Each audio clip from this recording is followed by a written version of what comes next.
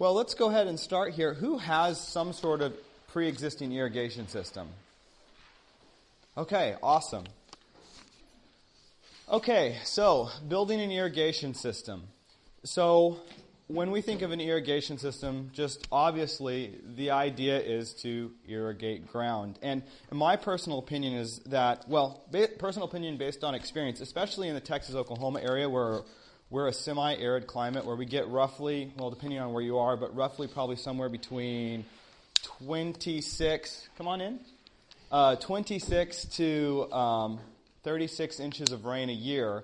We're semi-arid, and irrigation systems are just, you don't have a garden if you don't have an irrigation system. So if you are thinking about, let's say, investing in fertility in your garden, or putting in an irrigation system, if it's a question between one or the other, if you're in a semi-arid climate, obviously you invest in an irrigation system first. You're going to have much more success because nutrients can only be taken up in solution, primarily.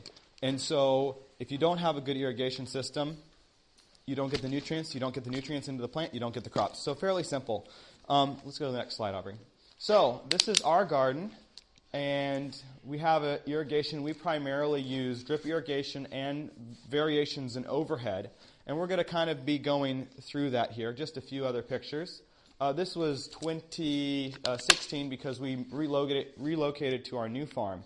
But for most of you guys, for those of you that are wanting to develop a well and build an irrigation system, I'm happy to talk with you about that, but that is not where this class is going. This class is for if you are already buying water already pre-pressurized, which is what we did for the first 4 years on our farm. Okay?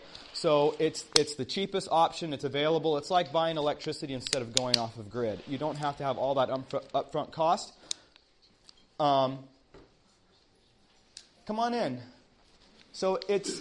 but this system is really more of a tie-in to a pre-existing pressurized system, whether from your city or from, a local water co-op or something like that. So just a few more pictures there. So let's kind of get into it. So where do we start? We start with what we have, okay?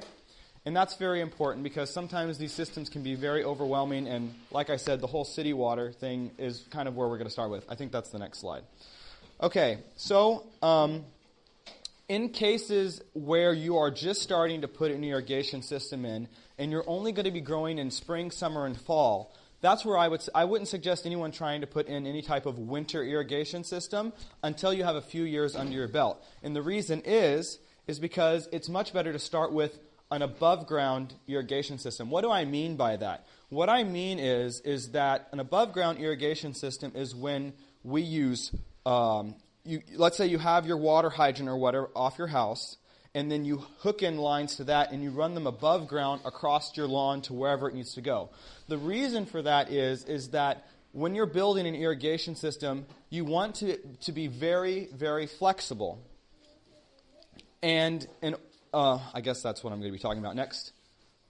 The pros are that, just go to the next one, Aubrey.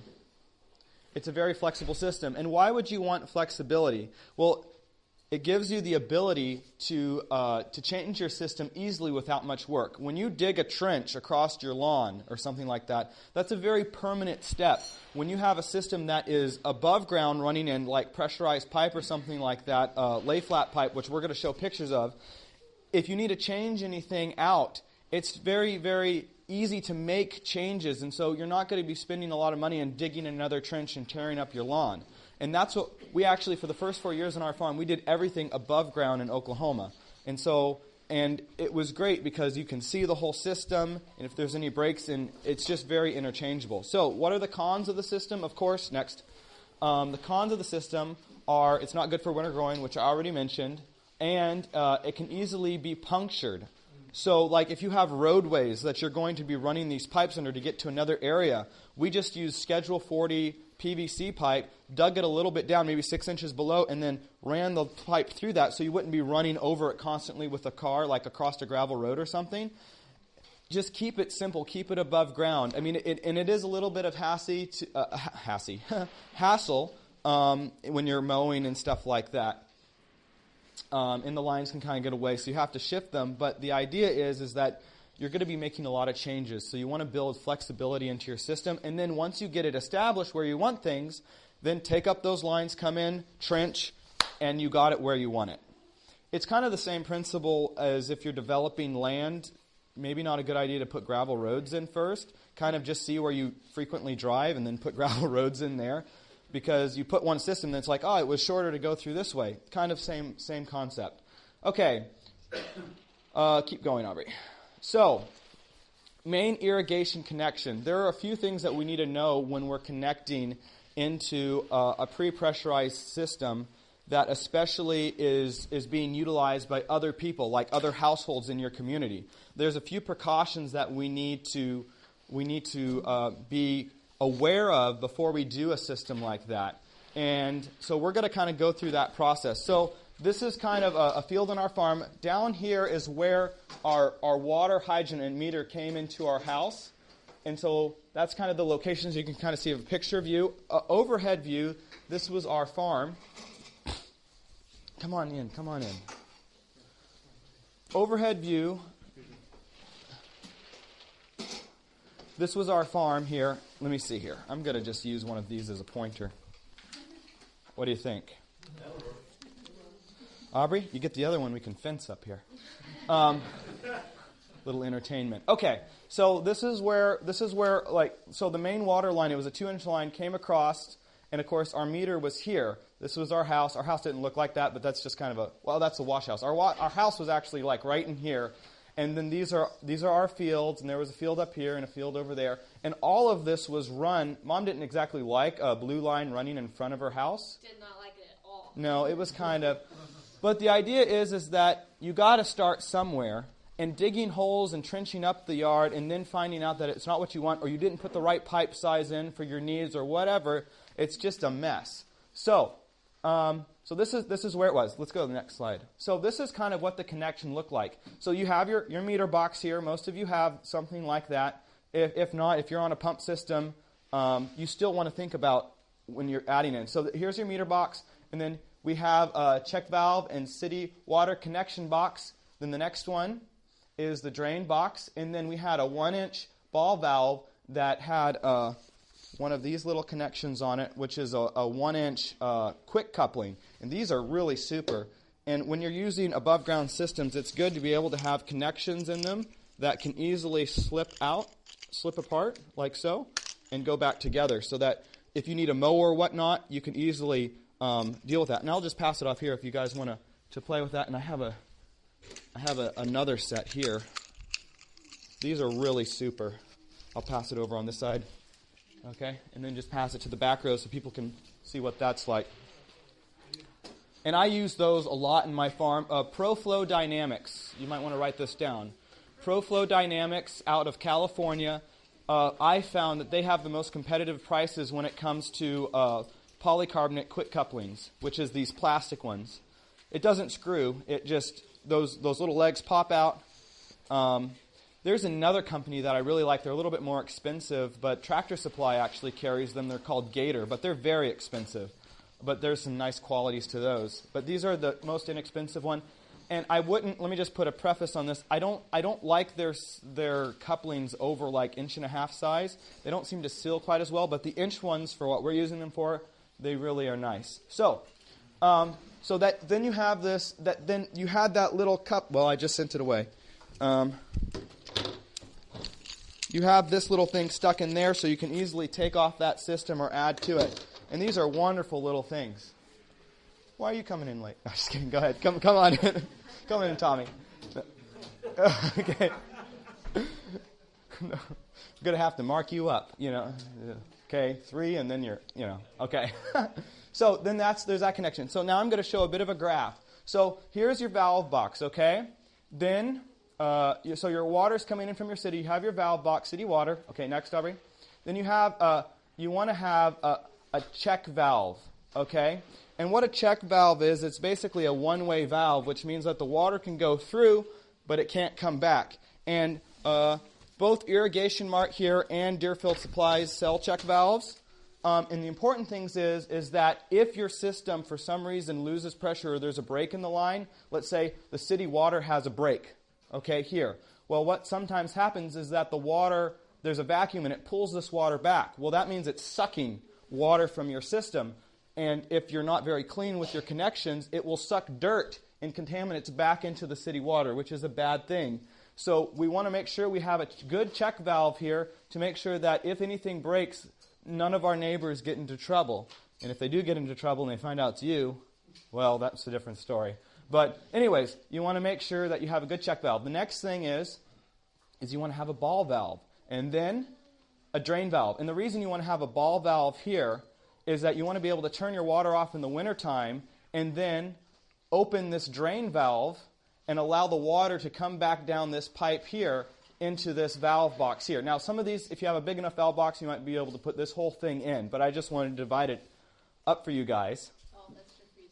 Yeah, that's for freezing. So, and that's important. Now, we used to use frost-free hydrants, and in Oklahoma, we're not a super cold place, but they kept getting stuck and leaking, and they're just a big pain.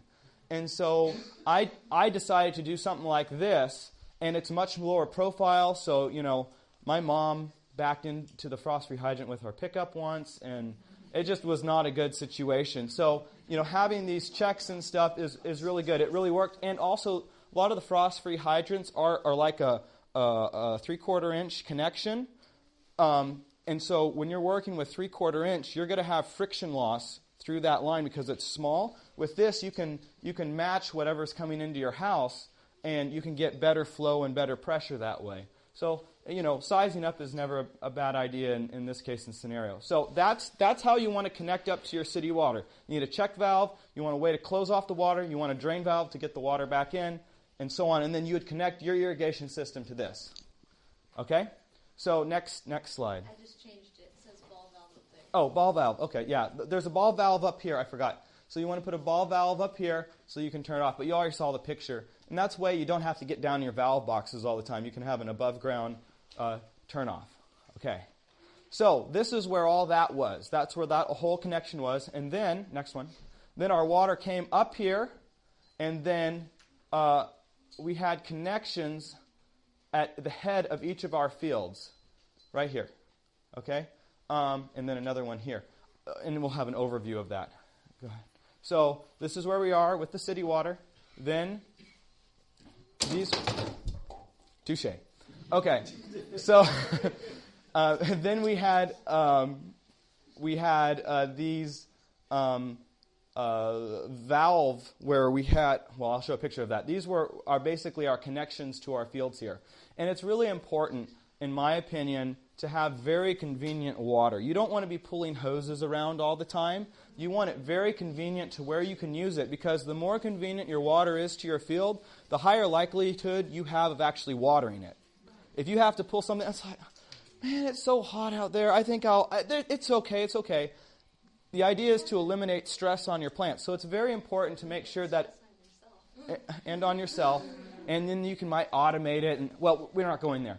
Anyways, so, and then I had one up to my seed house here. And this was all on 2 acres. So see, this is kind of where they were, right at the head of the field. Now, next picture. Now, we were using this blue lay flat tube, okay? Now, this blue lay flat tube is, I want to say that it's only rated for 60 PSI. Is it 7? Is it 70? Okay, this is 1.5 inches. And it's one thing to think about here, and Hunter Valves, or Hunter Industries, has a, well, I'm not sure if I want to go into that, but let me mention it just quickly. Pipe sizes, okay? I'm just going to mention this really quickly.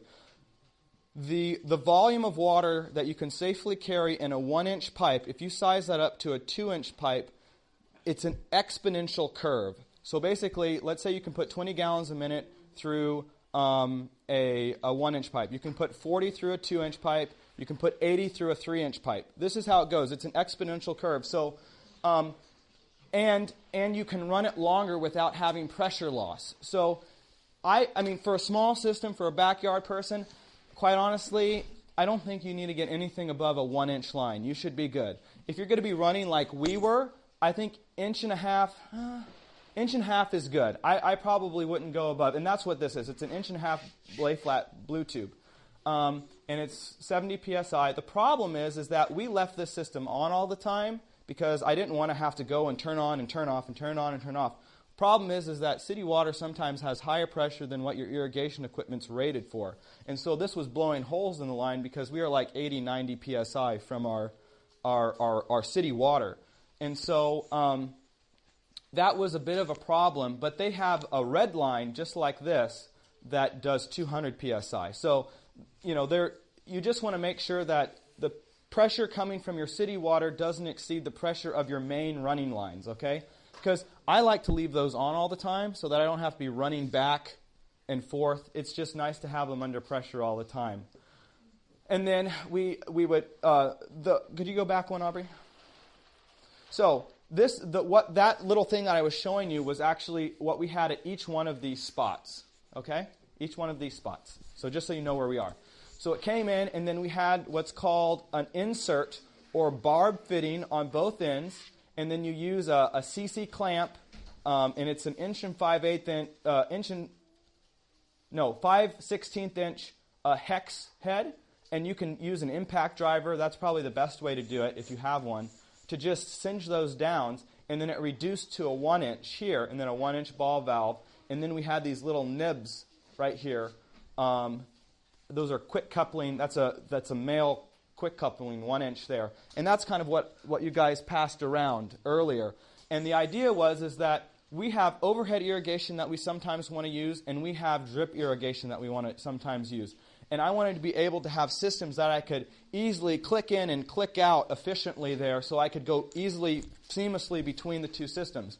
On our new farm, we're actually going to have separate ones. We're going to have, and this might, guys want to upgrade, you can, but we're going to have one of these for drip, one of them for overhead, and then one that will just have a regular hose fitting on it, so that if you need to just bring a hose to do a little watering in one spot, you can do that. And that's kind of important. When you're starting out, you don't need that, but it's kind of important because anytime you unclick and click this back, you're getting dirt in your line. And if you're using stuff like these micro sprinklers, that little dirt will go through the line and it'll get stuck right in the top of your micro sprinklers. Which brings me to a point, is that if your city water does not necessarily mean you don't have sediment in it all the time. And so it's really good to put an appropriate size, whatever your line is diameter, put an appropriate size filter just to make sure you don't have any sediment issues. And it has a little screen in it, and that's important. Our city water was clean enough that I didn't really feel like it was an issue. And it might not be an issue for you guys. But especially if you're well water or pulling out of some sort of questionable source that might have stuff in it, you definitely want to put a filter in so that you can use some of these fine misting pieces of equipment. So that's the quick coupling setup that we used, and we really enjoyed that. And it's fairly simple. And these parts and these parts, like I said, this is ProFlow Dynamic. This is your local hardware store. But I wouldn't necessarily go to your local hardware store. I'd probably go to your local plumbing supply store that they actually work with contractors a lot, because you'll get a better pricing there than you will at a local hardware store. And then these pieces, all of this kind of stuff, and the blue line and stuff can be found through Irrigation Mart or Deerfield Supplies. Deerfield Supplies, I feel, has very competitive prices, but I always like to check around. Okay, next. So, drip irrigation field connection. So this is now, go back one, Aubrey. So see this here? Okay, go again. Is the same thing here. So we're continuing over, okay? So for a drip irrigation system, let's go ahead, Aubrey. For a drip irrigation system, we have the 1 inch, that's actually a male. It's female pipe thread by male quick coupling. Okay, so we have that connection there. That connects into this, which connects into, I have more information that I'm going to mention here. That connects into a pressure regulator. And for drip irrigation, you want to be somewhere between 10 to 15 psi with a pressure regulator. The thing is that drip irrigation, and we're going to talk about the lines and stuff, is usually not rated for over 15 psi. And so you want to make sure you're running your system at the appropriate pressure because it will wear it out or blow it, and you don't want to do that. So you have a pressure regulator here, and these pressure regulators have it's like 1/10 to 7 gallons per minute. So each of these actually have a gallon per minute rating on them. And basically, what you need to do is you need to decide how much feet of drip line you're trying to emit. And in the catalog, it will tell you, it'll say something like 0.67 gallons per minute per 100 feet. So you say 0.67, you divide it by 100, and you get your rate per foot. And then you multiply that by however many feet you're running of drip irrigation. And then you'll have your gallons per minute for that zone or section. And then you need to find a pressure regulator that's rated for that type of flow. Because if it's too small, it's not going to work. And if it's too big, it will never activate. So you have to make sure that what's going through it is how much drip line you're trying to work with, okay? Then we have another quick coupling here, and then this would be our 1-inch female quick coupling barb, because this is where we're going to add on some black poly line, which I failed to bring with me today, but I have pictures of it. And that's where, once you connect that black poly line to here, then this is where we start adding in what we call, did I not bring those? Aha, here it is. Ta-da! Connectors, okay? These are personally my favorite. They're called a P6a connector. Let's go to the next slide. But you see how all of that's kind of interchangeable. You can quickly couple it in. You can quickly uncouple it, okay? So, and that's where that connection up there is. And then you see our drip irrigation lines coming down here, you see, along the road. This is kale actually growing here. That's our little Chihuahua. That's Aubrey. That's Mom. That's me. Our Vermont cart. Okay, so those are really nice, by the way. So this is kind of what the connection looks like. Okay, so we have that barb fitting here that we just saw earlier. It connects into this black poly, which is your drip main line. That's what we call it. And then you have what's called a 5/8-inch pistol tool punch, which I have one here. And I have some smaller ones, too. I have one big one and smaller ones. Smaller ones are for different sizes, but they all work basically the same. And you can pass these around. Here, I'll pass one to the back row there, too. And basically what it is, it's a sharp little thing that punches that diameter hole in the line. Okay? And it's very simple. And so, and then you have your connectors. And there's different types. I personally like these because they have a gasket that goes around the top here. And when it pops in, it's actually, I feel like it's a better seal. And notice that all of these have a little valve on them. And that's very important because sometimes the drip irrigation line busts or breaks. And you want to be able to turn one off and be able to repair it without turning your whole system off. Okay, next picture. So, I personally like, if I'm getting any type of poly, I prefer the 42 PSI line. Now, the 42 PSI line directly correlates with the thickness of the black poly. And this is an oval. This is an oval tube. I get this from Deerfield Supplies. It's a really great thing. And the nice thing is that it's thicker, which means that there's more place for my gasket to seal, okay? Or even for this. It's just thicker and more durable. If you get one that's like, let's say 20 PSI, it's going to be like half that thickness, and they tend to leak more. So I don't like that. Okay, and as you can see, it's an oval tube, and so there's a sweet spot in this tube. If you try to push in here, the hose will not resist your pushing in with that pistol punch, and so you might even go through it. But if you do it on the sides of the oval tubing here, then it has to kind of bend up and it resists you and it pops in that hole. But you have to make sure you get it just right, because if you get off to the side, it's tricky. And the reason for that is that you have to come in later. Go next one, Aubrey. So there's a sweet spot. Next. You have to press the punch and you go back and forth. You just kind of wiggle it back and forth, like so. Isn't that nice? I did that. Okay, next, my animation. And then you have to press this thing, and it actually resists you a bit. So you want to make sure you get right in that part so that the line doesn't collapse on you and you can actually pop it in there. Because if you do it on the top, there's nothing to resist, there's no space, and so it won't snap in. So you need to make sure that when you do this, you get it right on that kind of oval part. okay? And then they pop in like so, which is very simple. And then this is where you connect your drip line, okay? Isn't that a nice picture? I did this all on our dining room table. So, as you can see, there's a little bit of a barb here, okay? So what you're going to do is you're going to take the line, and you're going to push it up over that barb. See the nice arrow? Uh-huh. Okay, and you push it up over the barb. I'm sorry.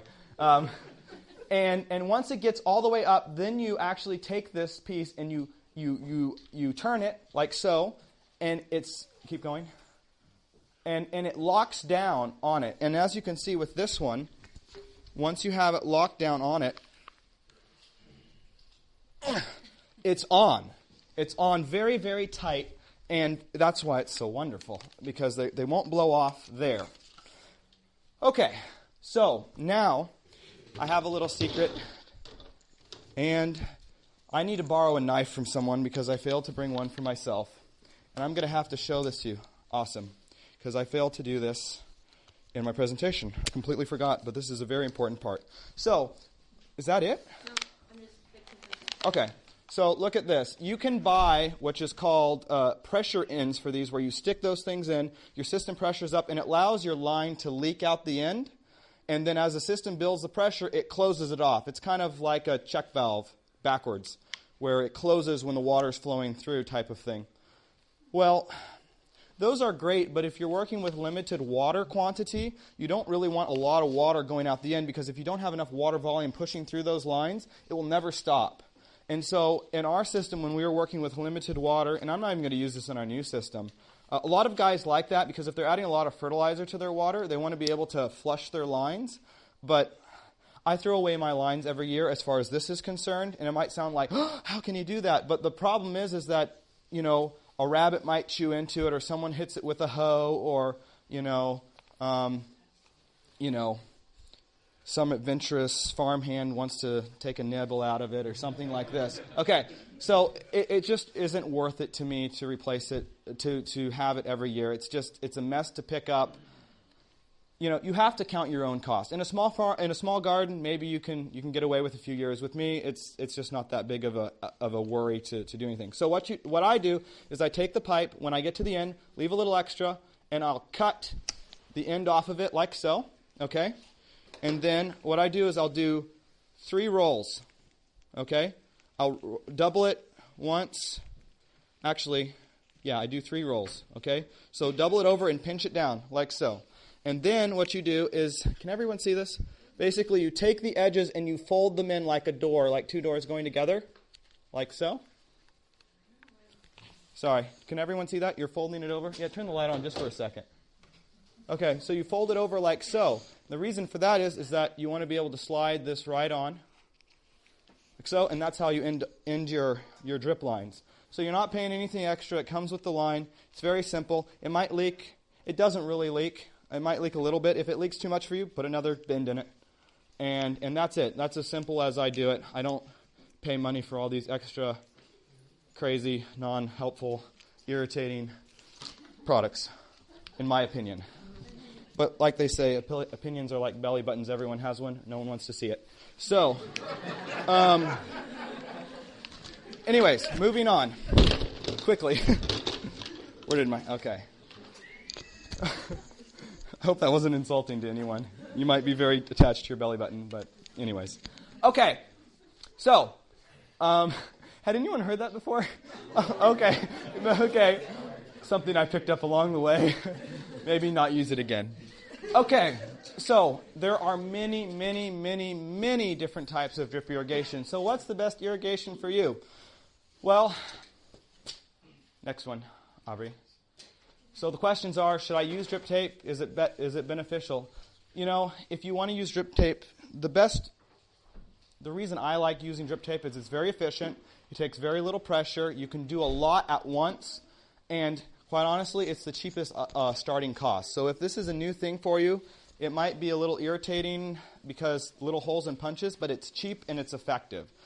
Are there problems with it? There are problems with every system, so you have to just take them as they come. Now, we're going to be looking into the different types of drip tape. So what do you... Okay, so here we go. Drip tape comes in various spacings. Drip tapes comes in many different spacing and many different types. I'm just going to kind of go over the overview principles with you, okay? There's 4-inch spacing, there's 6-inch spacing, there's 8-inch spacing, there's 12-inch spacing. You can probably get it at wider spacing, but who has the space for that? That was a joke, but anyways, just kidding. Okay, so why would you prefer 12, 8? Okay, some people say to me, well, in clay soils you want 12 inches because the water doesn't really penetrate, so you need to let it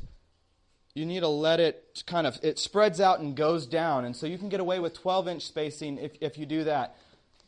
I've never seen that. I've had a fairly heavy clay soil. Quite honestly, what I prefer is the 4-inch spacing. That's what I use. That's what I've used for the last 2 years. I really like it because the emitters are so close together that they actually, instead of being separate like circles, it's a band of water that goes down. And I like that a lot better because when I'm doing fairly close spacing crops, I'll put it right up against the lettuce and then just as a band of water. So that's why I like that. You can get other spacing if they work for you, great. I wouldn't go more than 6 personally. But, I prefer 4, okay? Row length can vary from 265 feet to 650 feet max feet, depending on the make. So these are maximum row lengths, and they'll tell you that. I don't think anyone in here is, well, I don't know, maybe Sean will. But, most small-scale growers, they're probably running 30, 50 feet at most. So you're well within the range of distance here. You shouldn't have any problems. But just to let you guys know. Okay, next. There's different thicknesses. And this is probably where the biggest thing. I was talking to you, sir. I'm sorry, what's your name? Tom. So, Mr. Tom, I was talking with him earlier, and he has some thicker drip line that I believe you said Netafim makes or something like that? I think or Toro or Durham. Okay. And really, the only benefit that I see in using a thicker drip line is that if you have a lot of problems with rodents, it would be harder for them to nibble through it. I have not experienced anything beyond 8 mil, so that might be an experiment for you. But next one, Aubrey, I guess it mentions what I already said. The situation is if your water is high in minerals and you're not treating it, those, even though you're getting one that's thicker, it's probably going to clog up from mineralization. And so that's why I just go with the cheaper one and replace it every year. It just takes a lot of headache out. But I have seen people that use it and roll it up and do all this kind of stuff. And I don't know. You'll have to make your own decision on that. I have chosen not to do that. But just to know that there's a scale of options, and these are definitely more expensive because it takes more to make them, obviously. Okay, next.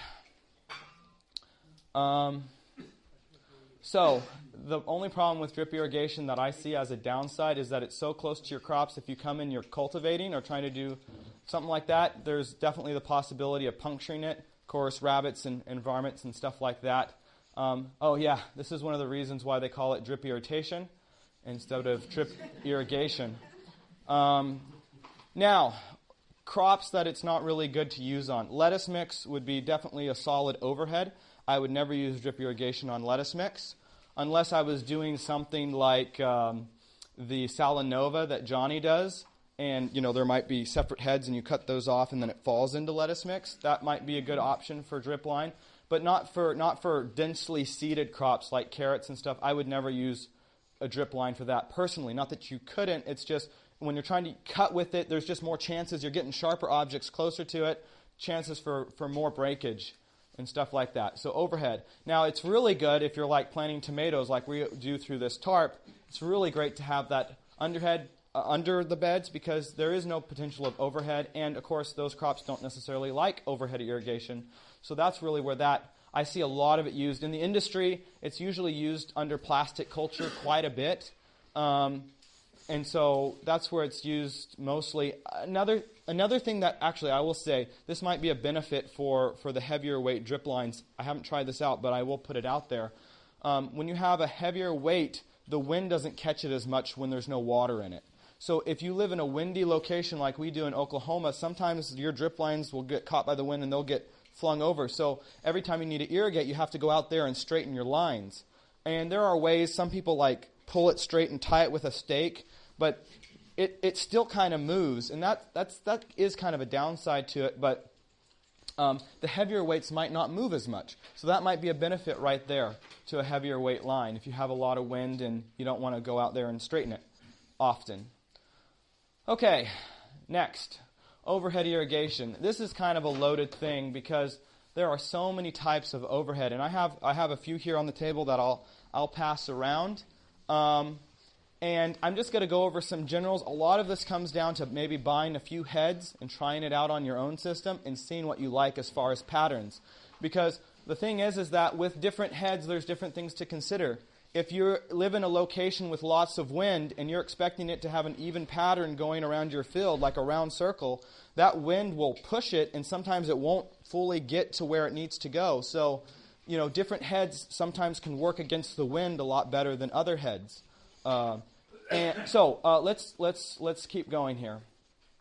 And I will say this for for overhead irrigation, it's not as low of a flow system, so you have to make sure you have at least 35 psi to run these systems. Okay, I know wobblers can do a little less than that, actually quite a bit less, but wobblers have been an interesting thing for me. I don't know, Sean, you use wobblers, right?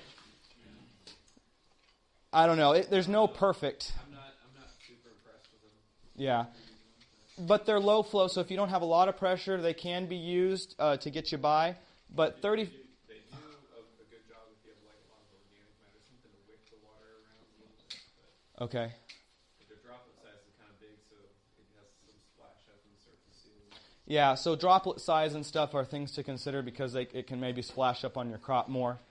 But I just want to point that out there because you need a base PSI to run most of these systems. And quite honestly, the higher your pressure, the more variety of heads you can use.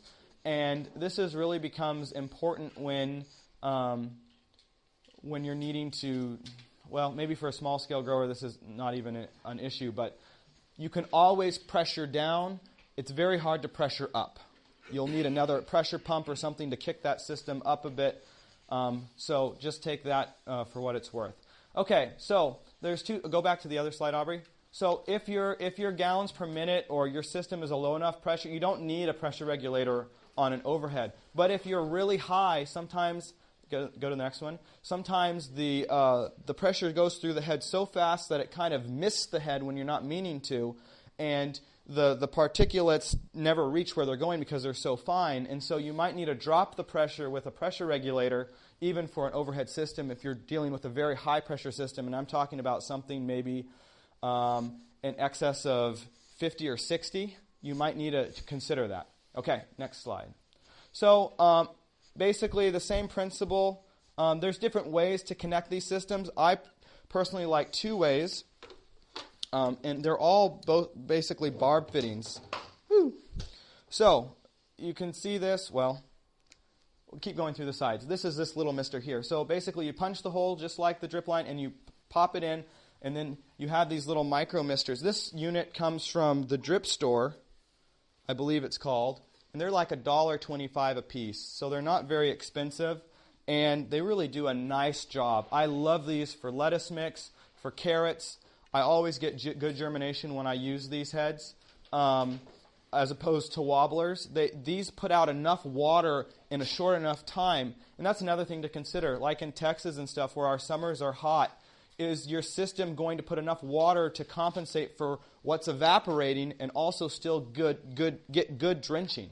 And then it's a very fine mist, and as you can see, it's very low to the ground, which means that it's going to be less susceptible to air movement, like wind and stuff like that, where a higher system is shooting up into that wind and it might be carried around. So I really like these for Oklahoma. I forget the name, but the drip store sell these. So dripstore.com, if you look it up, and they're like $1.25. If you buy 1,000, they're $1.04.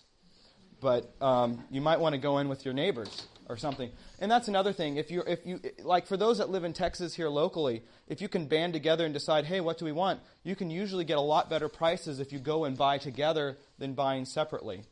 Okay, next. This is a wobbler, and that's kind of the demonstration I have here. This is kind of that low flow system that Sean doesn't like, but it's what I had available at home.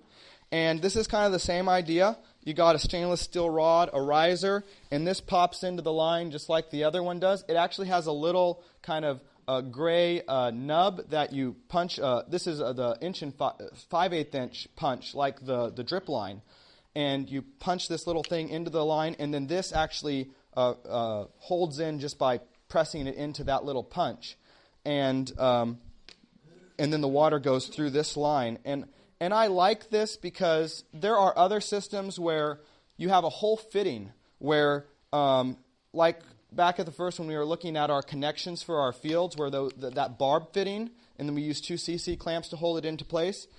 Well, you can get those for these, and then you can use like 1/2 inch. Go forward, Aubrey. Actually, like this. Okay, so you would have like a UV resistant PVC, or you could use metal, and it goes down and it actually connects into this like reduced T that has 2 barb fittings on either side. And I see a lot of people that use that. I like this because it's very simple and I don't have to add another fitting. It's just a simple punch and plug type of thing. So I like that about this system. And then it has the stick, and you just stick it in the ground, and I don't have to have like some sort of tripod or anything. It holds itself up. So I like this. And Deerfield sells these. I don't know if they come with the rod yet. I had to put these rods in mine. But you could use like a piece of rebar or something in the bottom of these too. So it doesn't have to be stainless. Okay. So this looks kind of complicated, but we're going to walk through it. Basically, from what I understand, the rule of thumb with overspray, because what you have to do is you have these individual heads, and you want to have the most even overspray that you can so that your field is evenly irrigated. The problem is that there's no real good way to get an even spread with an exact, precise, even spread with a round circle. It just doesn't work. But we can get close, and the idea is that it's all about getting close. And in many ways in agriculture, there's the desire for precision, but the realities of the world is that it doesn't exactly work that way. So the rule of thumb is, so I alternated these colors. Okay, so this is the spray pattern for this particular head, let's say. Okay, and it has, of course, a radius, and then, of course, a diameter. And what I want is let's go to the next slide. I want the spray from these heads to overlay and hit the stake or the riser of the one nearest it. Okay? And then I want these to overspray that one and hit the bottom of the post. That's how much overspray, from what I understand, working with people from Irrigation Mart, is kind of like the best we can do. Okay? And do the next one. And then, of course, those overspray back. And then you just have this overlap, just like so. And that's about, from my understanding, that's about as good as it gets with overhead. But don't underestimate the power of an overhead system. Even though it might not be as perfect or as streamlined or as water efficient as drip irrigation, overhead has some wonderful qualities to it, and I'm just starting to learn them. And that would be, you can do hydrocooling during the summer. So if you're growing crops that like to be watered from overhead and it's hot, you can use this, running it in intervals, to actually cool your crop during the summertime and bring that temperature down. Because it lands on the leaf, it evaporates, and that evaporation takes energy off the plant leaf, which means the plant doesn't have to bring up that water from the soil to cool itself off. And so it's almost like artificial sweat. And so that can be very effective on things like lettuce mix, on kale, on things like that. I actually do overhead on cucumber plants, believe it or not. They seem to really like overhead irrigation. Jean Martin up in Quebec with his 1.5 acre farm does very well with overhead irrigation on his cucumbers as well. And I'm like, well, if he does it up there, maybe I should try it down here. So I do that as well. You wouldn't think cucumbers necessarily, but they seem to really like it. And I actually did a little overhead hydrocooling on squash 2 years ago, and that seemed to be pretty effective as well. Anyways, just putting it out there. The next thing is that the water volume that it actually puts on the soil is more than what you would get through drip line. So it's not as efficient. It's about double what I would consider drip would be. Okay, you have to account for double the amount of water volume for overhead. But it does the whole soil, and it seems to push the moisture into it. I don't know how to explain it necessarily, but I just feel like, especially with these micro misters, I really feel like they just do a better job, especially with the greens that like it. That's my personal opinion. Other people might disagree, but for those that live in Texas and Oklahoma area, I'm talking from your area. I'm not from Washington State, you hear. These people that have like the perfect climate. Okay, I'm sure there's problems with Washington State too, but the idea is that, this is what I've experienced here in this local area. Next slide. Okay, so we're getting to the end of the presentation. Those are kind of the overview on overhead. This is something that I just want to put out there to kind of tickle your imagination a little bit. One of the problems that, and this might be more for production people, but I think home gardeners might like this too, is that this is an expensive system. I think we need to invent something that's a lot cheaper. But the principle is really cool. Did we put the pictures in? This is... No, they got... Oh, those got lost. Too bad. You guys miss out. Okay, so I went to a farm in... this is Washington State, actually. I just mentioned that. Anyways, it's called Joe's Garden in Bellingham, Washington. And he uses something called the finger weeder. And we won't go into that. But the principle is that he uses this system of irrigation. He rolls it out over his fields, and then he turns it on, and it tracks back with one single head. The neat thing about this is it gives very even irrigation for an overhead system because you have one head that's tracking back at a certain speed, and so it has perfect overlap. Okay, you see what I'm saying? And sorry? There's sprinkler systems that do that. They look like little tractors. Right. And they go back and forth like that. The thing is that you have to have a hose, and this one actually, you pull it out and it pulls itself right back in. So there's no hose left in the field. It all comes back in.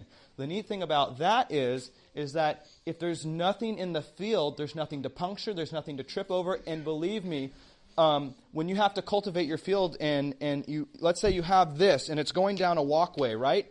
Well, am I going to come in? It's just another step. I have to remove that from the walkway, put it over here, go down my field, and then I have to run through with my wheel hoe. Let's say that's my cultivating device, and then I have to put it back.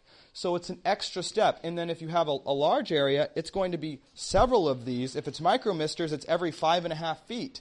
I mean, it's a very laborious process sometimes to weed around these infield systems. And so with something, what is this?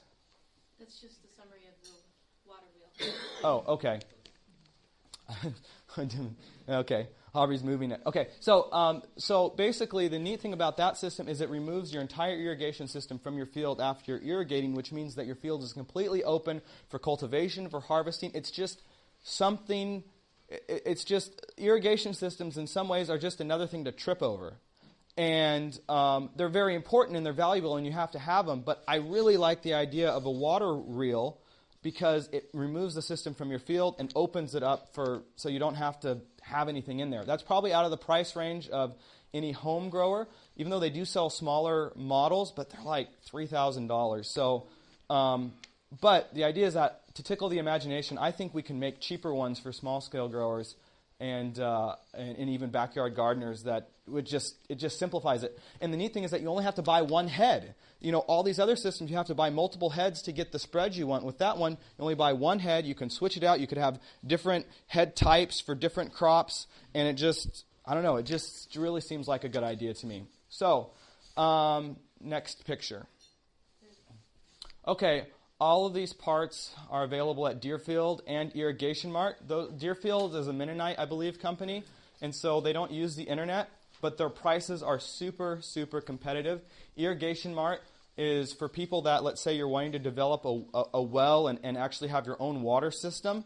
These guys have the tech and the expertise to help you out, figure out what type of pumps you need to be able to accomplish what you're trying to accomplish. And you'll learn a lot from them. I've worked with them extensively over the last year and a half. And they also sell all these other parts as well. I think Deerfield is very competitive, though, so I might check with I would maybe check with them, but check around. The idea is that these systems can be much more expensive than what they should be if we don't do our price checking. And then of course, I'm sorry. And I have magazines from Irrigation Mart. Did we get the ones from Johnny's? Does anyone? Sorry, from Deerfield. I might have them at my booth tonight or on Sabbath night. They're supposed to be shipping in a box of them so I can give out.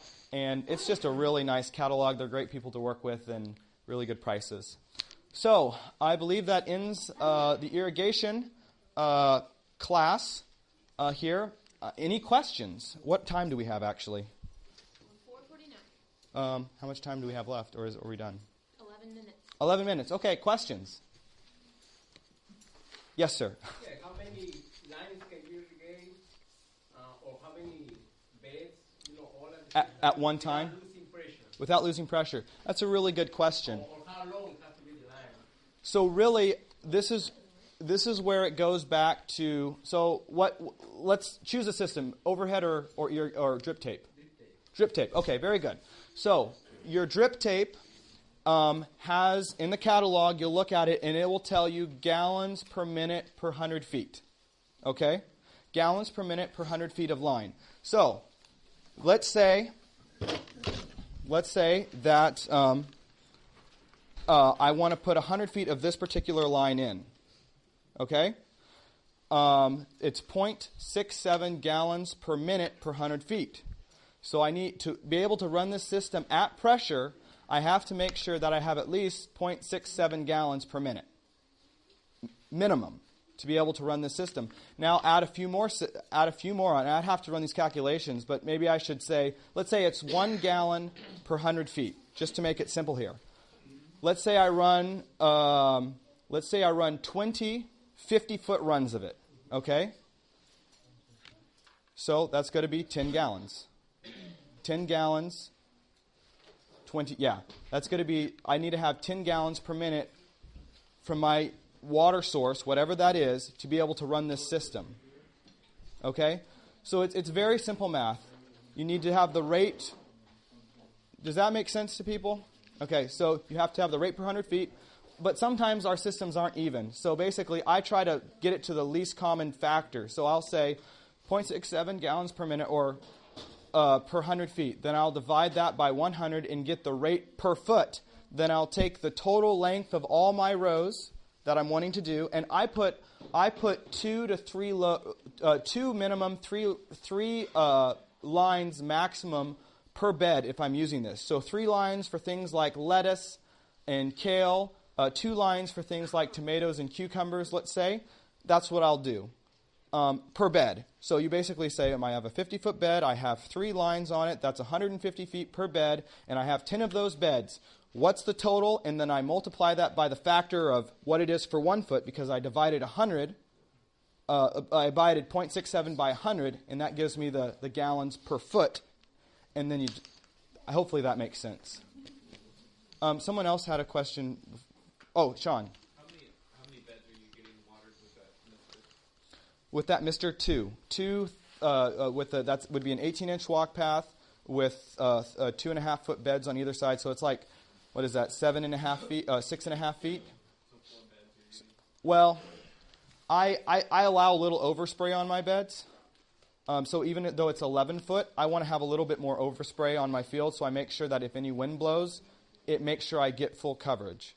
So I can do 2 beds with that. And of course, I know a lot of people are like, man, that's a lot.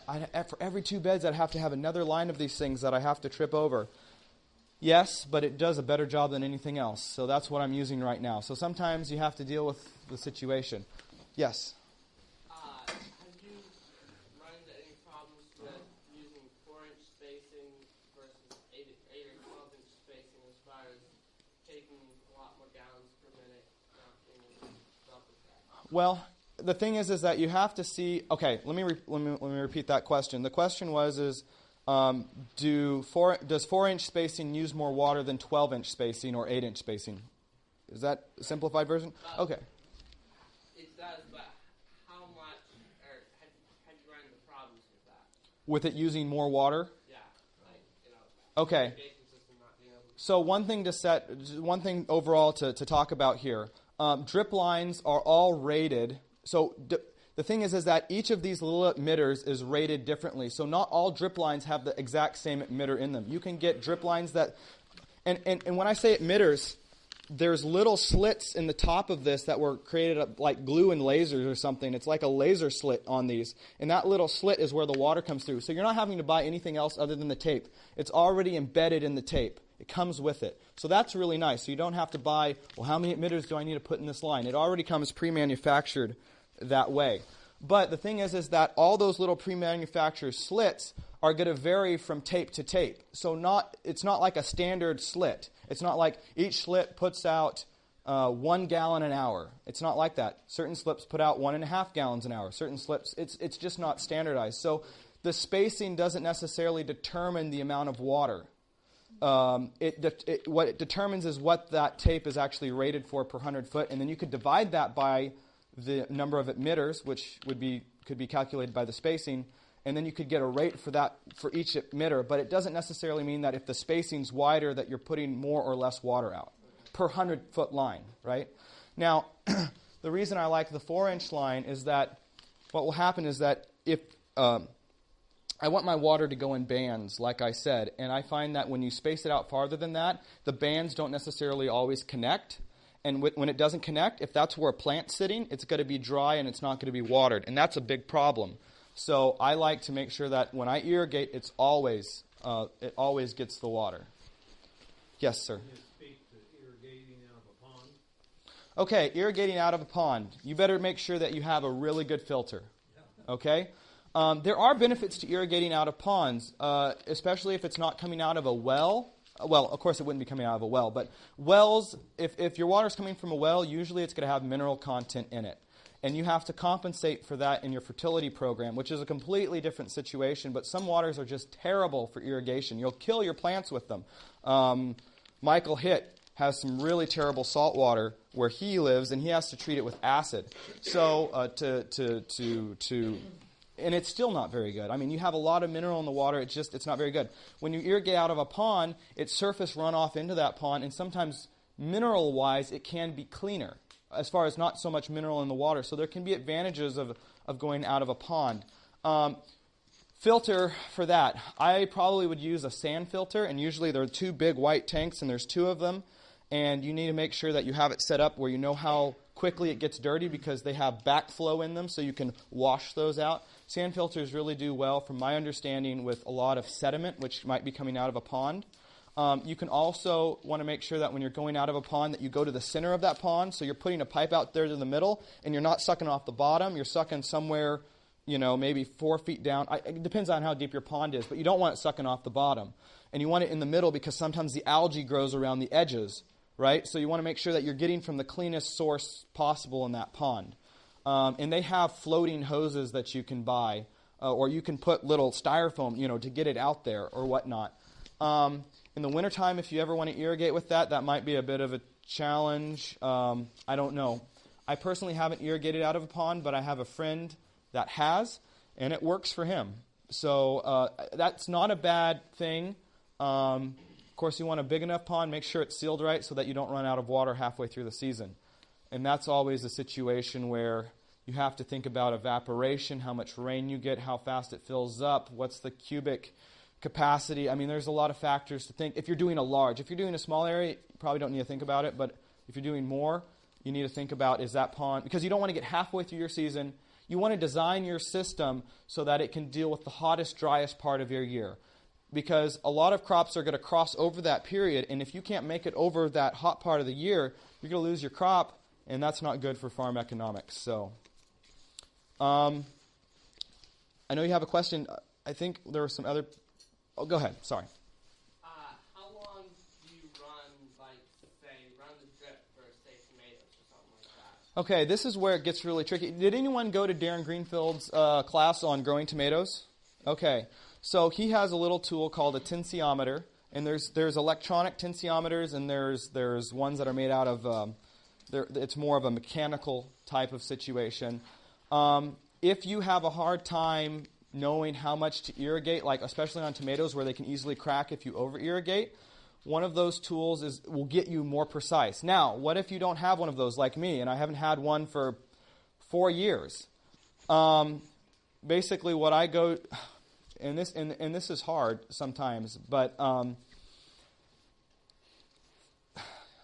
The thing is that you have to decide how precise you want to be, is really what it comes down to. In the future, I'm definitely going to get a tensiometer. As a backyard grower, is it going to make any difference? I think you can pretty much, you don't want it to dry out, for sure. You don't want it to dry out. You don't want your plant to be just sitting in water for longer than 24 hours either. So I would suggest that when you water once, if you come back in 24 hours and they're still puddling and the ground feels muddy, you've really overwatered. You want that water to move out within 24 hours.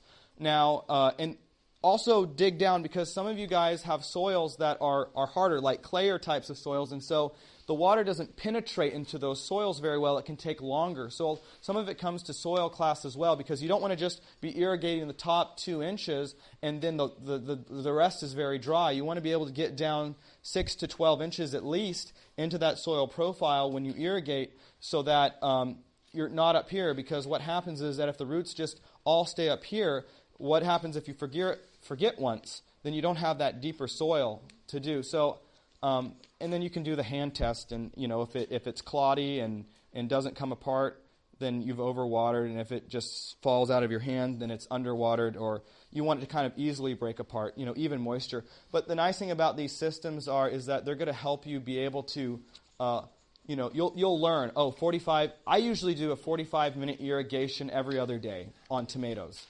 And I might bump that up a little bit during the summertime, and be very careful when they're very ripe, because you can split them.